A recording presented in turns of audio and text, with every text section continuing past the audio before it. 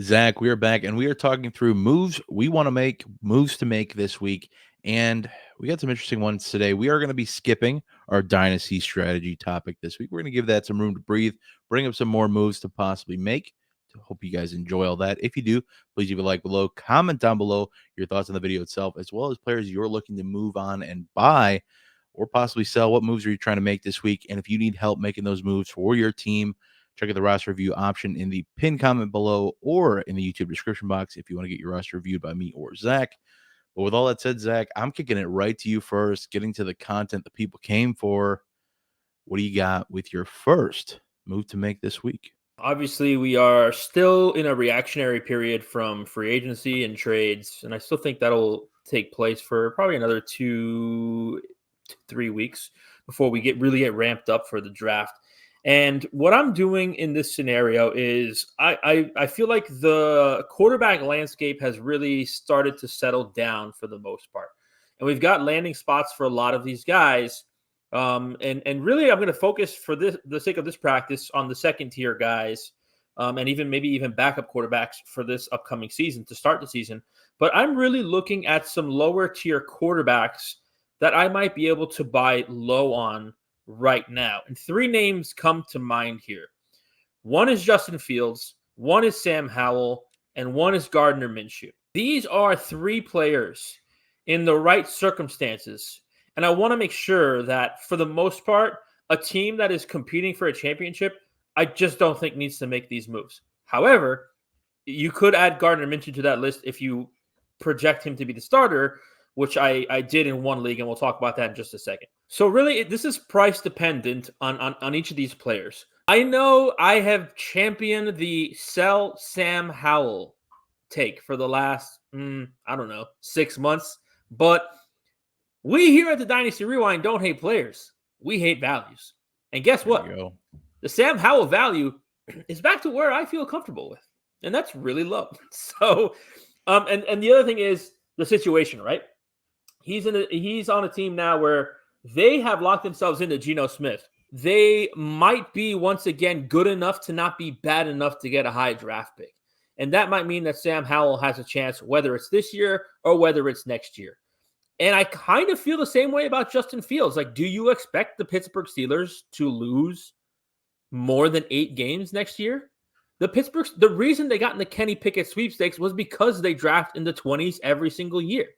And so I'm expecting a situation to where at some point Justin Fields is going to get the opportunity to be the starting quarterback there.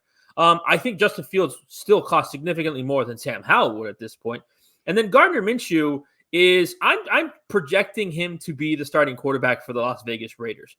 Nothing more than a hunch on that. I just don't think Gardner Minshew is as bad as everybody thinks. He's not great by any means, but he's okay. And I'd feel comfortable if he was the starting quarterback, having him as my QB3. Now, I will say this, because I have made some moves for Gardner Minshew in the past few weeks. I'm also making sure I have Aiden O'Connell. Like, I want to make sure I have control of that quarterback room. Because if I'm using someone as my quarterback 3 and he's in a situation where he's not entrenched as the starter, I better have another pivot option just in case. So I have 2 trades here that I've made for Gardner Minshew in the last few weeks. We can talk about Sam Howell and Justin Fields separately. In one league, I bought straight up Gardner Minshew for Curtis Samuel. And this was, of course, after Curtis Samuel signed with the Buffalo Bills. And then in another league, I bought Gardner Minshew and a second this year and a second next year for Josh Jacobs. So, and I remember that we did the free agency show. We talked about Josh Jacobs. I looked at that contract more and the language. I don't like Josh Jacobs anymore. Like, I don't want to be a Josh Jacobs owner because that is a 1-year contract. They can just get off that contract next year, eat a little bit of money, which is okay because they're such a young team. They don't have money tied up in a lot of players. They could very well keep him. But I'm just saying I don't want that risk associated with my running back. So, I know somebody in the comments will be like, well, a couple weeks ago, you said you love Josh Jacobs. Yeah, but I read the language of the contract and that changed for me. So for me, I'm really trying to focus on buying quarterbacks low in situations where it makes sense, where teams that I'm probably going to be a little bit more competitive in 2025 than I am in 2024. It doesn't break the bank. And I have an opportunity to potentially land a starting quarterback with one of these three quarterbacks, whether it's this year or next year, for what I believe to be a reasonably low price as it currently stands. Yeah, I just want to real quick touch on several things, but first I want to address the Josh Jacobs point you made.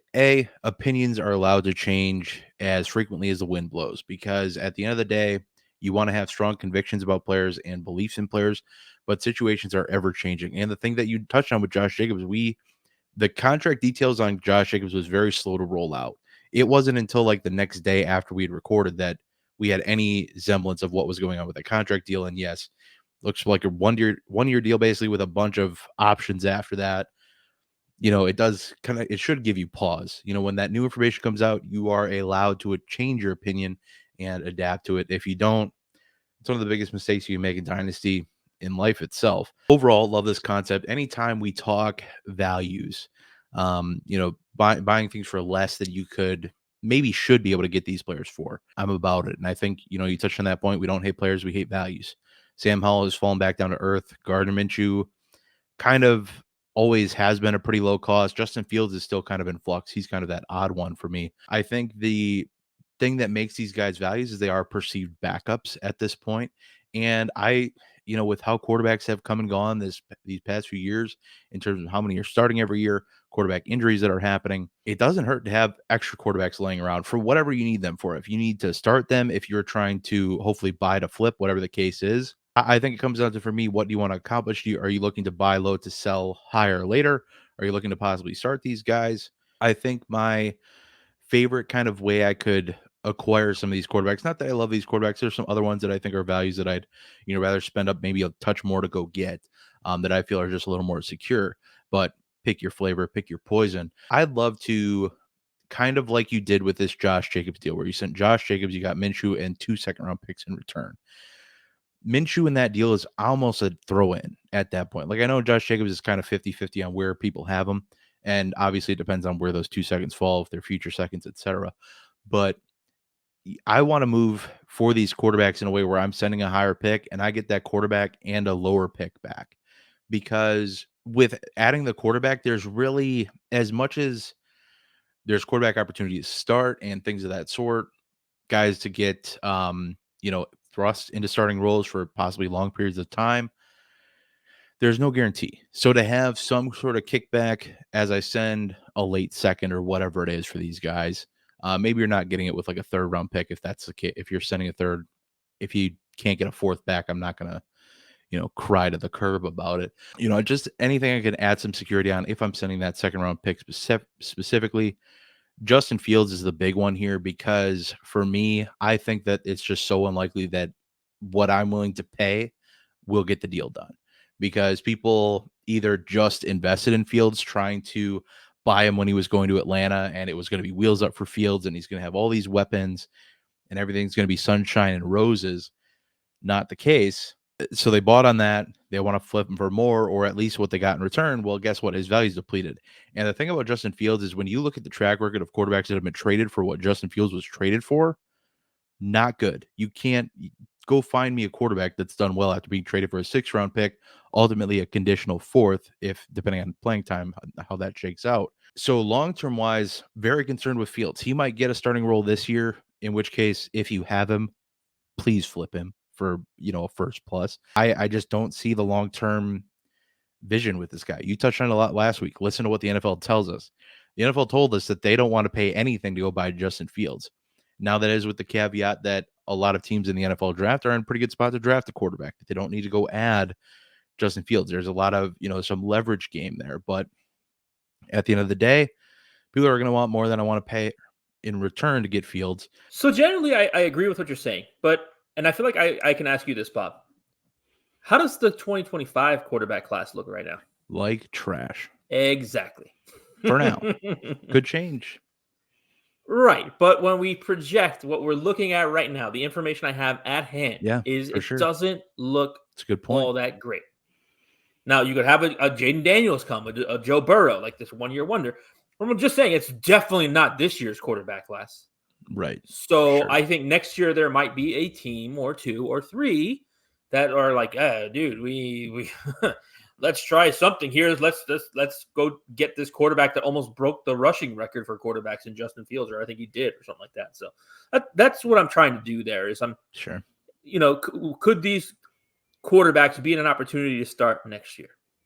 Sure. I don't disagree with that thought process. And I do want to touch on some quarterbacks I'd kind of rather look at. And maybe you probably have to spend a little bit more. You're probably looking in the range of like an early second round pick, maybe a mid second round pick. Maybe you're adding a future third on, something along those lines. Somebody like Derek Carr is somebody I'd rather look at, just somebody who's a little bit more secure at this point. Somebody like Matthew Stafford, he's with the Rams or he's on a team until he decides to retire. That guy's going nowhere. Everybody keeps wanting to say, oh, this could be the year he retires. This could be the year Sean McVay moves on. And here we sit with Matthew Stafford starting and having two elite weapons in Cooper Kupp and Puka Nacua. Kyron Williams out of the backfield. Maybe they get something sorted at tight end this offseason. Who knows? Or ever. I don't want to poo-poo on Tyler Higbee too much. He's actually a pretty solid NFL tight end. Those are guys I'd rather spend a little bit more to go get just to be a little more secure. If I really needed a starting quarterback and not like somebody with upside, that's kind of where you're drawing the line here. These guys that you're talking about that you can get at a value have a little bit more, maybe more upside. Maybe, quote unquote, Justin Fields definitely does. I don't know about Gardner Minshew and Sam Howell, but definitely Justin Fields has more upside than the likes of Matthew Stafford and Derek Carr. But like I said, I'm just very cautious with Justin Fields. And, like I said, this move was not good for him. If the trade compensation would have been better, if it would have been like a second round pick, a couple of thirds, something, better than what it was, I'd be a little more enthusiastic. But fact of the matter is, Russ is there. Maybe he's not come the season. There's been news reports that they might cut him before the season if he shows well or shows poorly in the preseason, I should say. Who knows how much of that is true? Either way, I do tend to believe that Justin Fields starts this year at some point. I think he should. Man, I am very cautious about that situation going forward. Zach, in your segment, you talked about going after value, and I'm doing the same thing, but I'm looking at a different position. And this is really strictly if I'm a competitive team or looking to kind of turn myself into one over the course of the rest of this offseason. I'm price checking. I'm going to knock on doors. I'm price checking established or entrenched running back starters. There's no cheaper time than the offseason to buy running backs. I think everybody can agree on that. And you touched on it last week with how poor this rookie running back class is on paper. Any running back that's entrenched right now as a starter is probably safer than we'd expect because teams with little to no need at running back are going to draft some running backs in this class. It's not all going to be perfect landing spots. We learned that last year, that there were so many teams that had running back openings and nobody drafted them in a much better running back class overall. Now you get to this class who has, significantly less top end talent and, maybe a good bit of depth across the board, but not a lot of game changers. So wouldn't it make sense to get an early start on targeting some running backs at supreme values? I think there is. I think it would be. Yes, there's risk. Anything can still happen. Running backs can find their ways into these landing spots that seem safe for some established veterans at this point, but none of these guys are going to cost you a first round pick, maybe an early second at most, I think, or maybe a couple, similar to that quarterback value we just touched on, mid second plus a future third probably gets you in the conversation for these guys. And two, if you're looking for just 1 year of production, and with running backs, I don't think you can really look too far beyond the year that's right in front of you. Even if rookies get drafted at these locations, it's unlikely that they make a large enough impact year one to impact your fantasy roster. And if anything, if they get drafted there and you haven't bought them before, you could probably go knock on that door again and try to get them at a better value than you could have in the first place.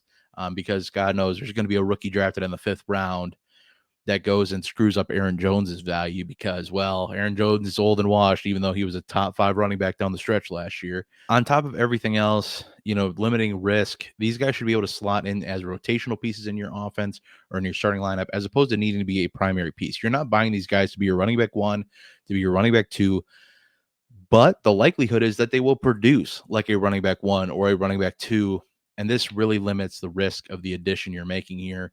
Some candidates I have six running backs out there right now that are kind of, in my opinion, pretty entrenched as a starter and that can be had at good values. Obviously, it's going to be harder to pry away from teams that are looking to compete themselves. Maybe you're trying to pivot off Josh Jacobs and you go try to get one of these guys and you get that draft pick on top.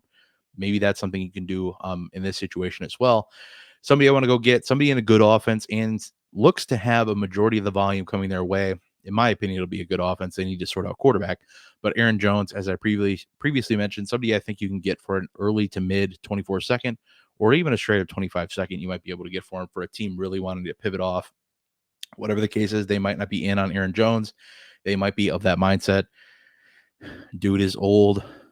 Can't do it anymore despite being in a great rushing system. Obviously, we didn't see great numbers out of last year, but that running system has worked for the Shanahan McVay style tree that Kevin O'Connell is a part of. Another guy I'm looking to go get, Derrick Henry, for an early 24 second or mid to late 24 second plus that 25 third that we talked about before. Nobody's really going to be taking touches from Derrick Henry in that backfield, at least. They might draft somebody there, probably one of those candidates that definitely could draft somebody and could do something in that backfield. But I mean, when you're looking for a productive running back, I don't think there's much better out there than Derrick Henry rushing behind Lamar Jackson. That's going to open up some lanes for him. And I don't want to see Derrick Henry with open lanes running against me. So, and then the one of the last one that's in a good offense, still seeking the majority of the volume, in my opinion, Raheem Mostert, a guy who I think you can get for a mid to late 24 third at this point, a guy who is just like last year was super dirt cheap, was, I believe, the running back one at one point last season. I should have looked that up beforehand, but that's my bad. A guy who, everybody seems to forget about Mostert, is just assume that Devon Achane is going to rise through the ranks and be the primary ball carrier in this backfield. And I think that is a mistake to assume that. While I think Achane can hopefully just stay healthy and sees a good chunk of workload, I don't think at the end of the day that it's just automatically going to be Achane's backfield. Then you move into some guys with maybe a questionable offense, but good systems that they're in, but also still are seeking close to a majority of the volume. A guy like Najee Harris, we've talked about this with the Arthur Smith rushing system, great running back. When you can get a guy like this who has shown up for you down the stretch of the season every single year of his career so far, when it matters most in the playoffs, heading into the playoffs, Najee Harris, you can get him for an early 24 second ish. You might need to add a little bit more on top. I know if I'm a little more bullish on Najee, if I had him, I'd want a little bit more than that 24 second, especially if I am in a competitive mold, unless I had significant depth beside him. Another guy, James Conner, for late 24 second, early 24 third. I'd be shocked if you had to pay a second for James Conner. I think a 24 third gets it done, maybe a 25 second. But then you get to, take that time to eat that second of value and maybe recoup it over the course of time. But then another one too, they already signed another running back. Zamir White had backfield competition come in from Alexander Madison. And if nothing else for me, this is great news for Zamir White, a guy who we've kind of touched on being one that we were concerned would have some competition come in. Madison ain't competition for Zamir White. As much as like Zamir White isn't like an elite running back by any stretch of the imagination, I think you can buy him for a late 24 second, maybe even less, early 24 third. Maybe you have to add another 25 third on top. Maybe you get away with buying him for a 25 second straight up. I get being hesitant on Zamir White because he's probably still, like if they draft somebody, he's the least likely to maintain his role in that backfield if they draft somebody, in my opinion, because I think he's the least skilled running back on that list. To this point, I don't even think that's really a hot take. But if that offense is going to be able to do anything, they get some quarterback fix, they're able to run some semblance of a decent enough offense. They're able to pound the rock with Zamir White. He was able to do it well enough last year. Did out efficient Josh Jacobs, I guess you could say. We did, go through that a little bit more, that he was facing a little bit lighter boxes. But who's to say those boxes aren't going to just stay just as light, where they're saying, hey, beat us deep, Zamir White ain't that good, but he's still going to be running against slightly light boxes. Not even light, but just not heavy boxes like Josh Jacobs was. So those are some options. You can kind of pick and choose. Maybe you have better sense or better interest or more interest in some of these players than most. Maybe you just really like the style of Aaron Jones, who can be a PPR back. Maybe you really just like Najee Harris, who's banger. Maybe, it does come down to league format with some of these guys. Aaron Jones, Raheem Mostert, going to be better for PPR leagues. Everybody else going to be better for 0.5 or standard leagues that don't have PPR scoring. And again, you have to keep in mind, how do you, again, gauge how these offenses are going to pan out? These are just guys I like. But as an added note, checking in on these guys, like I said, I'm price checking these guys. I'm going around seeing, hey, how much is it going to take to get this guy off your roster? It's okay to check in and decide to pass on the value that's being suggested by your league mates. You don't have to sit there and accept, bend over backwards and, pay more than you were willing to pay when you walked in the door, because you don't need any of these guys. I think it'd be best practice to knock on through doors, take some shots on these guys if you can. But at the end of the day, if you can't come to an offer or a value that you agree on is good for you, maybe you're a little lighter on these values than I am. What I'm seeing via Fantasy Calc, completed trades, some of my own personal opinion on just how much these players are kind of worth. Don't pay more than you feel like you have to. You don't need these guys. These are auxiliary pieces that you can kind of rotate into your roster. And again, that limits the risk that you're putting on with adding these guys. Zach, I'd love to hear your thoughts. Yeah, I mean, there's no way I could agree with this any more than what you've said. And as a matter of fact, this was one of these instances, I'll take you behind the scenes here, where I open up the show sheet, which I usually do very late in the process, and I'm like, damn it, he put that already. That's kind of something I wanted to maybe touch on. So, yeah, I mean, I really agree with this. I've been echoing this in my podcast. I said it last week's video. Mm-hmm. And I know that you and Nate dropped a mock draft on Monday. We did. And in the mock draft, you used a real-life mock draft that PFF mm-hmm. came out with, right? How many running backs in the first 3 rounds, Bob? There were 3. It was rough. 3. I'm expecting that. I'm expecting 3 to 4. Like if I saw an over under of 4.5, I'd take the under. So easy. That's a good line. Yeah, it's so easy. I take the under in that. And what that means to me is you're going to have a lot of day 3 running backs, committee running backs, I should say, guys who are in situations where they're not going to be in line to start right away. Whereas the past few years, you've been able to pick up a starter in the draft. I don't know how deep that's going to be in this draft class. And for that reason, mm-hmm. I'm doing what you've said in almost all of my leagues where I'm competitive. You look at my competitive teams, I'll use our Rewinders league. I just traded for Brian Robinson. I have Jonathan JT. I have Chuba Hubbard. I have Isaiah Pacheco. I'm making sure that my running back room is set. And I have options. Like I don't have just 2, I make sure I have 3 or 4 because I don't know how many starters you're going to get out of this year. And even the guy who is running back 1, at least in my mind, is coming off an ACL injury. So when is he going to play? So it's dicey, man. I agree with this. I love this point. I'm glad you brought it up. And I really feel strongly about this. I don't think you're going to get a lot of start. You guys keep saying, oh, it's going to be such good value. And I'm like, yeah. But you're not going to get starters, man. You're not going to get these bell cow type of running backs. And I think when we look back 2-3 years from now, we're going to look at this running back class and like maybe we get 1 to 2 running backs that come out and you're like, wow, those are guys I feel really good about. But I totally agree with this point. I love this point. I'm glad you brought it up. Yeah, I think too, with how at the end of the day, I think we can all agree that the running back landscape is still crowded. They're not being paid, or they got paid a little better this year than they have in past years. So that's a cool thing to see change. But the running back landscape is so crowded. And I think at the end of the day, we might start seeing a running back change where running backs, instead of breaking out early, like they, full pun intended, hit the ground running.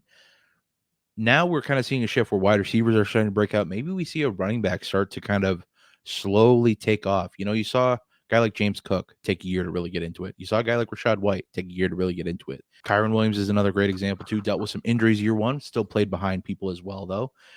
I think it's totally possible that we start seeing running backs go later and later in drafts because at the end of the day, the running back position is so, there's these studies out there that show that the running back is like the least real valuable position on the field. That running back is the most kind of plug and play. And I think if NFL teams catch up to that, we're going to see them start going later and later.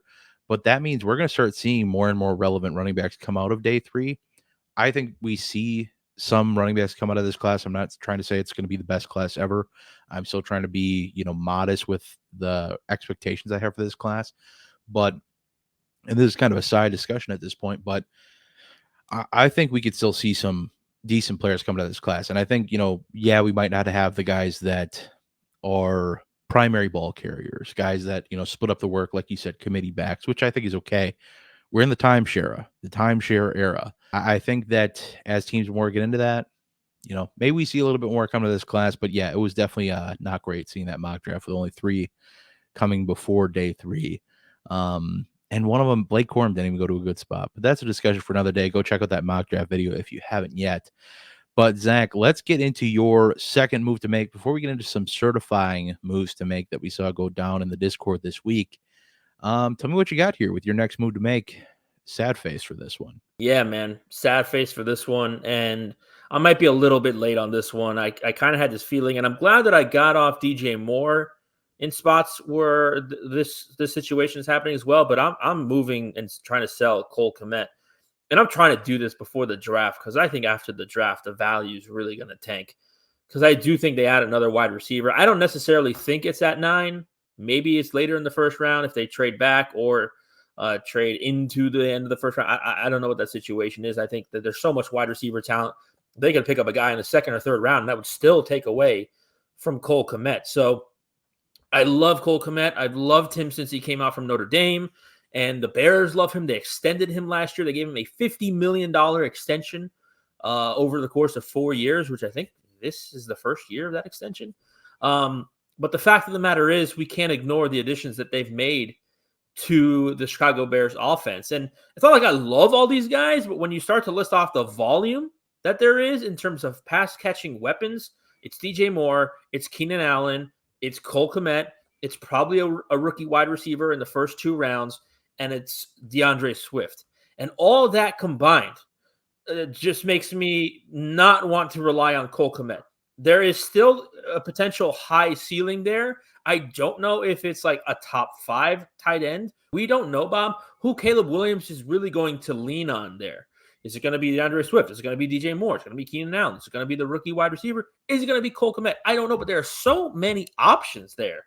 Not to mention a quarterback that takes away opportunity from the pass catchers with his playmaking ability and his legs that I just don't want to be relying on Cole Kmet anymore. And, I think you've had back-to-back top 10 seasons from Cole Kmet, tight end 7, tight end 8, I think, in 0.5 tight end premium leagues. But I just can't get behind relying on Cole Kmet to give me tight end 1 numbers. You might see that he does. You might see that he doesn't. I'm just trying to. I'm more risk averse in this situation where I don't want to be relying on a guy who's a tight end 15 or a tight end 13. Like I'd really like to have a top 10 tight end option. So what I had to do here, Bob, was I had to go to fantasycalc.com, get some recent trades. I haven't, as a matter of fact, in the 1 or 2 leagues where I've been trying to move off, and maybe I'm going to try even harder tonight because this video is coming out and I might not be able to after that. But, here's some recent trades with Cole Kmet. And I'm just going to really try and hone in on the ones that it's just for Cole Kmet. Like, it's not Cole Kmet plus a second, So, Cole Kmet for 224 third-round picks. Yikes. That's in a 0.5 tight end premium league. Cole Kmet for Jelani Woods, Mitch Trubisky, and a second-round pick. I mean, just give me the second-round pick. Don't give me all the other fluff, right? Here's one that I really like. Cole Kmet for Jacoby Myers. I'd be so happy to move off Cole Kmet for Jacoby Myers. And let me get you one more here. We got Cole Kmet for Quentin Johnston and a second-round pick. So if you can still capitalize on some of the perceived value that Cole Kmet still has, and again, I'm not telling you that he's not going to have it when the season comes. I'm just telling you I don't think he's going to have it.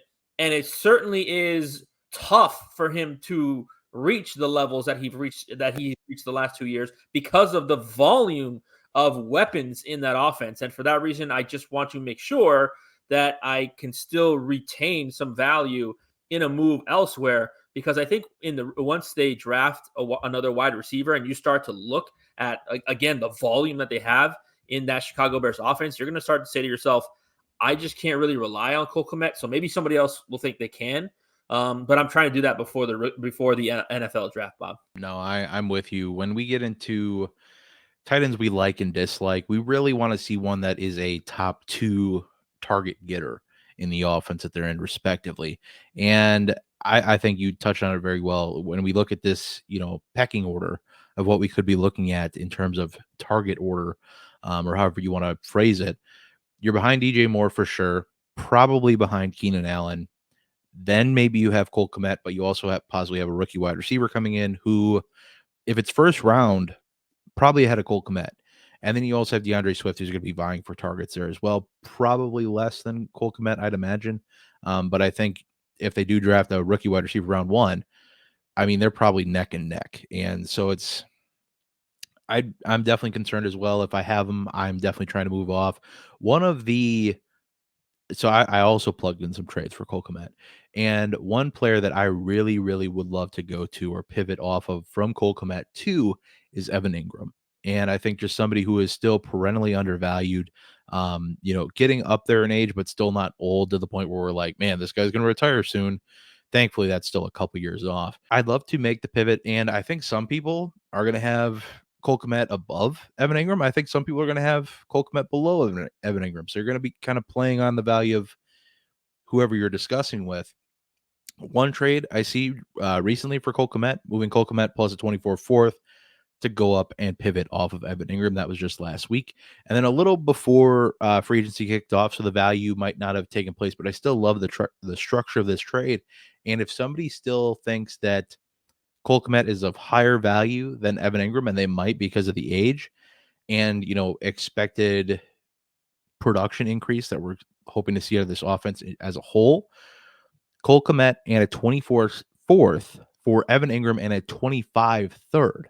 So you get to go to Evan Ingram, which I believe is a production upgrade, and then you get a next year pick upgrade.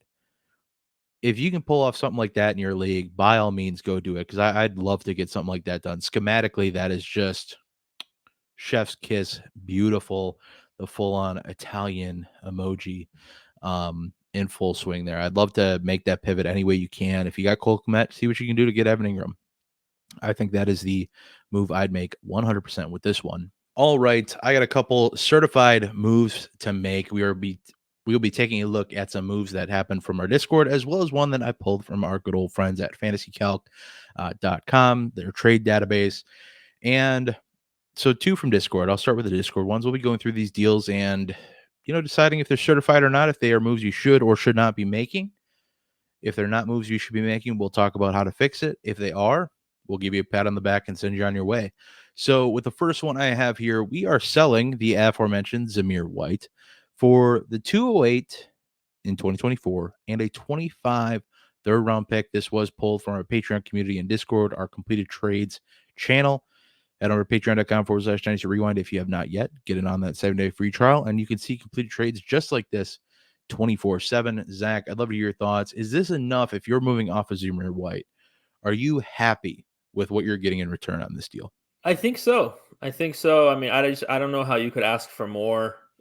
Maybe you could ask for more in August or September, but then you don't have the luxury of cashing in on that immediate draft pick that's coming up, like this trade does. So to me, this feels pretty even. Like I don't even you could probably even make this 208, right? And that would be pretty even. So I like getting the second asset. That's the 2-for-1 that you always talk about. But this does feel good for me both ways. I don't think this is an overpay either way, especially for how fluid the situation is in Las Vegas, as you just discussed a few moments ago, where we don't know how much of a control Zamir White has on that backfield. You could look back on this trade in August, September, October, and it doesn't look that good. But you could look back on this trade at the same time and say, hey, man, wow, that was great because Zamir's not even the starting running back. So I just wanted to go back and pull ADP from when Zamir White was drafted, the year Zamir White was drafted, to kind of see what you're getting in relation to what you possibly paid for in the rookie draft that you drafted him in. I think if you were in a startup last year, you probably got him a heck of a lot cheaper than you did in the startup. He went off at the 211 in the startup. So you're already getting a profit on investment. That's one of the things we talk about with guys you don't see long-term futures with. As long as you can get that, improvement on investment, I think you're in good shape. And I think what really does do it for me with this deal is getting that 25 third on top. If I wasn't getting that on top, I don't think I'd sell Zamir White yet. Fact of the matter is we do have that 25 third on top. So I'm happy with it. It is a certified move to make. As much as I like the prospects of Zamir White possibly being the starter this year. We don't know how good that offense is going to be. There's a lot of fluidity there, like you mentioned, that I mentioned.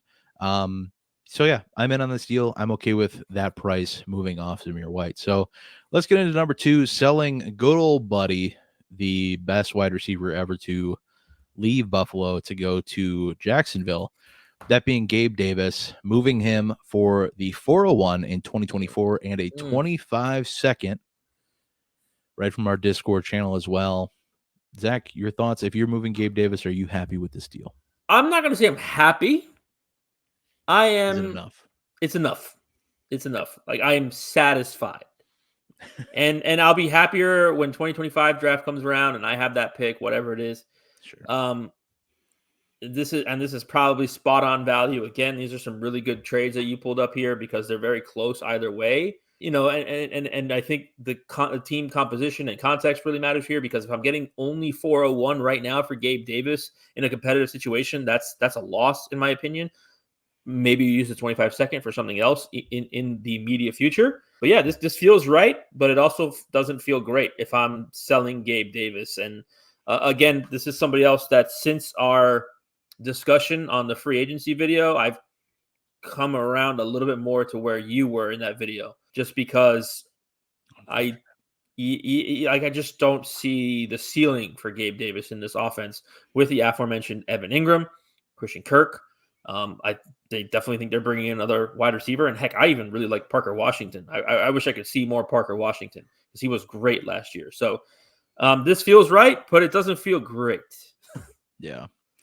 I think it's the matter of having to wait on that 25 seconds to really feel like you got a good deal. Because you do just get to see that 401, and you get to see that this year. But what I would honestly do with that 401, and I'm in on this deal too, I think it's good value. I think any second you get for Gabe Davis, it's within the next 2 seasons, within 24 or 25. Anything you get on top is an awesome bonus, obviously. But what I would do with that 401, and something I've been hammering in the roster reviews, if you have an 01, 02, even 03, trying to flip that pick straight up for an upgraded round pick next year. Because there are teams out there that will love what slides to them at 401 and will be willing to mortgage their future that little bit to go draft their guy right now on the clock. See what you can do with that 401. I think more than likely you're going to be able to flip it. You might have a little more success with a pick that's as less sexy as the 401 as opposed to like the 301 or the 201, where maybe you have to kick that to 26 that you get that upgraded pick round to, make it feel that much more worth it. You get to add a little more value to each pick, or closing up the value, I guess you could say, by kicking the pick out further. If you want to do that, maybe you were trying to consolidate picks. Maybe you have a bunch of picks because you've made a bunch of awesome deals like this, where you're getting these 2-for-1 deals done because you're in our Discord and you abide by trade advice and things of that sort. So just something I'd look to do with that 401 to just even boost that value a little bit more. And you extend the reach of selling Gabe Davis all the way to 2026, which is pretty cool. In my opinion, I think there's a lot of value in staggering out those picks like that. But moving on to the last certified move to make, I wanted to see what Saquon Barkley was going for. And unfortunately, we haven't had any Saquon Barkley deals drop in our Discord. So I went to our buddies over at Fantasy Calc. They actually don't know who we are, I don't think, but I like to consider them our friends because they offer free fantasy calculators and trade database and stuff like that. So honestly, go check them out, fantasycalc.com. If you haven't yet, great place to check, possible trade values, see recent trades of what maybe if you're trying to go buy Nico Collins or Saquon Barkley, what these two are going for in deals, what you might have to pay, and what you might be able to get if you're trying to sell those guys. So just things to think about, real trades, and you can't really get much more to the value than going through real trades. This one was selling Saquon Barkley for Nico Collins. Zach, what side are you on? Are you about selling Saquon Barkley for Nico Collins, or would you rather, what side would you rather have here? It's a straight up deal. Position wise, obviously the positional discussion comes into focus of, well, the wide receiver is going to last longer. Maybe you just need the positional help at one position over the other. What do you got here, Zach? Yeah, I'd really much rather have Nico Collins in this situation, Sure. just because of the longevity that he will outlast Saquon Barkley just because of age Sure. alone. Saquon is like what, 27, Nico's 24, 25. Yeah. So just based on that alone, not even the position they play where we can say, hey, wide receiver lasts much longer than running back, but just the fact that he's much younger and just as productive in terms of like the relation to where Saquon is as a running back and where Nico is as a wide receiver. I like this a lot if I can get Nico Collins. But I'm not mad at it either way. Like this trade pops up in one of my leagues and I'm like, damn, okay, both teams got good here. I think it definitely comes down to, positional fixes for your roster. Do want to touch on, by the way, real quick, Nico Collins did just turn 25. I remember because in preparation for our top 20 under 25 video, Nico Collins was right on the cusp of being 25 when we did that. His birthday was on the 19th of March, so happy belated birthday if you're watching Nico Collins. Spoiler, he's not. But yeah, I'm with you on this one. I could see either side being a winner. If Nico is kind of excess wide receiver depth for you, because keep in mind, did not pop off till last year, was really a player who, struggled with injuries his first 2 seasons, incompetent quarterback play. I'm not saying they're dumb, but just not good quarterback play. I'll say that. That's a better way to say that. So he could have been somebody who was not, featured in somebody's lineup. Obviously, he probably was down the stretch, but isn't needed for a lineup. And that's how you really build good rosters. And when you have a player that you can move off of, maybe you make this deal into Nico Collins and a third, gets you Saquon in a second. Maybe that evens it out a little bit more, something along those lines. Or maybe there's just a slight pick flop. Maybe it's like the 212 for 206, just some flip of picks that makes it a little more appealing for both sides, longevity wise. But yeah, I'm with you. Nico Collins just turning 25, Saquon just turning 27. These guys are both solid players right now, I think. And I still think Nico Collins is still pretty undervalued, if I'm being honest. I still think he's somebody who's going to be, linked to CJ Stroud in a descending offense. I'm excited to see where that team goes and where Nico goes. I'd probably, like you said, rather have Nico just because of the longevity of the position. But if you're playing where you need a running back 2 or good enough running back 1, I think Saquon can give that to you pretty easily. But with all that said, that is it for this one today. If you enjoyed the video, please leave a like, comment down below what moves to make were your favorite, what moves are you trying to make this week, and if you need help making your own moves for your own very own rosters, check out the roster reviews in the pinned comment below, as well as the YouTube description box. And if you want 24/7 advice on how to fix your rosters, check out patreon.com/Dynasty Rewind. Get in that Discord server. Check out some bonus podcasts while you're there. But with all that said, Zach and I are going to get the heck on out of here. We will see you in the next one. But until then, I hope that y'all have a good one.